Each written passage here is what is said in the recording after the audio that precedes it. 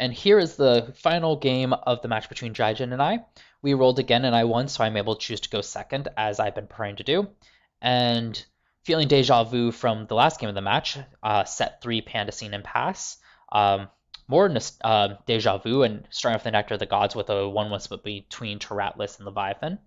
And I'm able to kind of start saying stuff, set the Tornadoes for bait to hope if JyGein does try to remove the Elestrals. So I didn't draw into a basic one again, so I'm forced to expend one.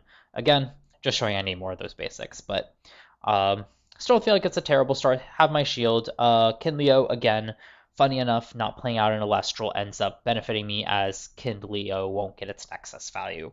Kinleo definitely feels like a very strong card, though it does require another card to set it up, but still not terrible.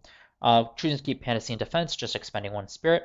And now I've got Tornadoes and Foamees. So I do have both Tornadoes. And here's where the idea of Tornado came in. I can answer my opponent's back row to try to grasp the board state right here. If my opponent had 2 spirits or 2 runes in the back, this would be perfect. I would easily be able to set up a Foamee, equipped it with Scythe, and just run over that Kinleo to try to secure the board early on and give me a chance to then make some more plays. So I do play out the Foamee. I believe, yeah, I would choose to Scythe here. The 2 Ambrosia here is actually not bad to recur those Wind Spirits if need be. But yep, play the Scythe at Demeter, equipped it to Foamee, 4 attack, and here, while I can't hit over Kinleo, I figured just crashing and recurring a spirit would be good, but unfortunately, I hit the wrong targets, does have the shield, bouncing back the Foamee, which isn't terrible, but with the equipped Scythe, it really hurts, as that was my way of getting over Kinleo. Putting me back a turn, giving JyGein an extra turn, up to Elestrals on board. It really is not looking good for me. And I believe this actually in the gameplay after this game is where I was not getting super frustrated with Scythe, but I think that's when I made my comment of how I wish that, not Scythe, Shield. I really wish Shield targeted, that way Trident could be an out. And at least, even if my opponent poison tipped arrow, which would still be a good response with a Trident equipped Elestral, it still let me do stuff, which make you feel less bad. So I used my own shield to bounce back the Kinleo. Thankfully, JyGein didn't play out another Elestral here. So I have a chance of coming back on board, though with 3 set cards, it's looking a bit iffy. I choose to throw the Foamee in defense because I recognize that Trident really wouldn't help me here. But unfortunately, the Poison Tip Arrow just kind of further seals the deal here. Probably should, well, even if I had thrown Foamee and attack, it wouldn't have mattered because Trident still wouldn't have hit over. So just a very commanding lead by my opponent here. Isn't looking too good for me. And definitely, I think at this point, I'm just thinking of what new Elestrals I can include that will help my gameplay, or help my deck a lot. Oops, say a Portfolio Forest, definitely making it hard to attack over the Panda Scene here. And enchanting back into the Kinleo as it was bounced, forced me to expend 1 spirit.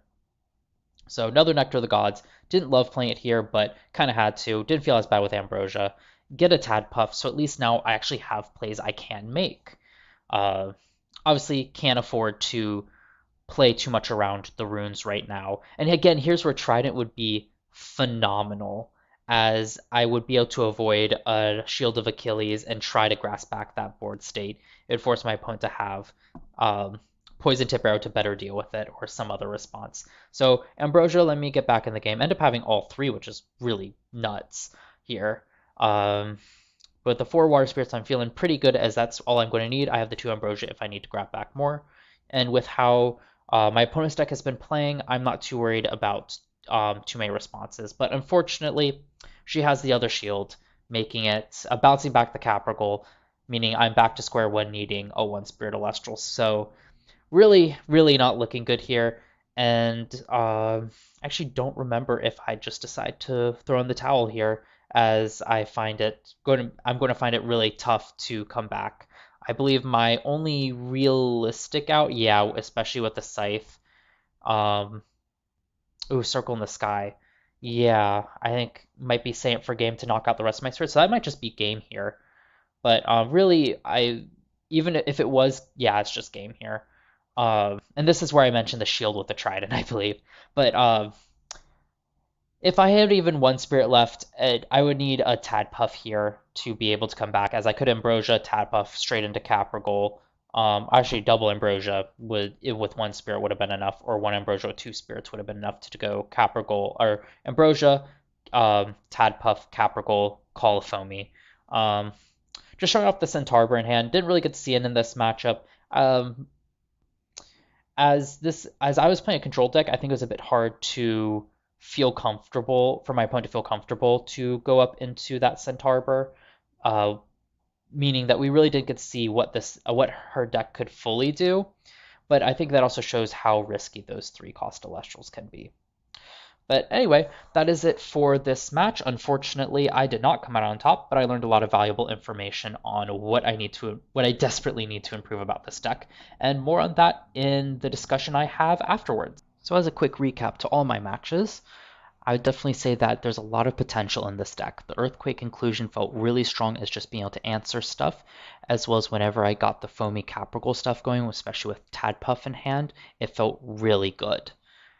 The one thing that I did notice in all my games is that I would get to a point, either right off the bat or after one of my Elestrals was answered, where I just didn't have any that I could use. So I was sitting there just trying to fish for them and fish for them.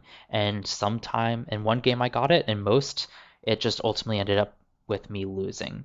So with that, I'll definitely be looking to change up some of the ratios to include more Elestrals. I think a third Peliquarius is a must, and probably looking at some other ones that I have yet to determine.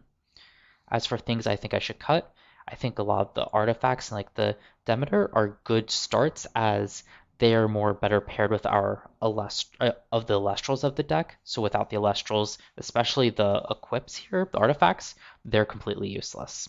Another card that I probably would think of cutting is the Tornado, because while in theory it works well, in practice my opponents were setting a lot of stuff, making that the Tornado wasn't as good, as I was just kind of spending a spirit to hopefully return my targets, and it really didn't work. So that's something I'm definitely thinking of cutting for now, unless I start seeing more decks that are just being able to set one per turn. Though I'm sure against Tornado, people might be saying whatever, hoping they'll bounce back the wrong target. I guess final note from testing how this deck feels while testing. And this is more just a bounce for the game type situation. Man, I wish shield targeted, because that would make Trident so much better, because there's been plenty of times where I want to equip Trident, or I want to equip Scythe of Demeter, but with my opponent having something in the back, I didn't want to commit the 2 spirits just to have it shielded back into them ultimately do nothing. So I would think that if Trident of Poseidon, instead of it not being shield targeted, that means Trident of Poseidon would be an out to it, and I think that would make, while it definitely would make this deck good, I think it would make this Shield of Achilles feel less overpowering, and would allow stuff like Poison Tip Arrow maybe to see a bit more play, as Poison Tip Arrow does get around Trident of Poseidon due to its timing.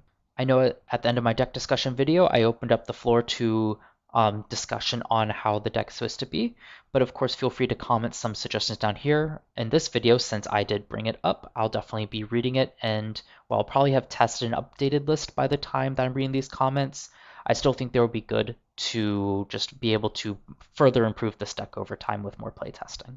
With that being said, I hope you enjoyed these past few videos on the deck discussion and the gameplay. I hope to keep doing stuff like that as I continue to play Elestrals, whether it be trying out different decks, continuing up this deck, or just seeing when the meta gets shaken up by the addition of new cards.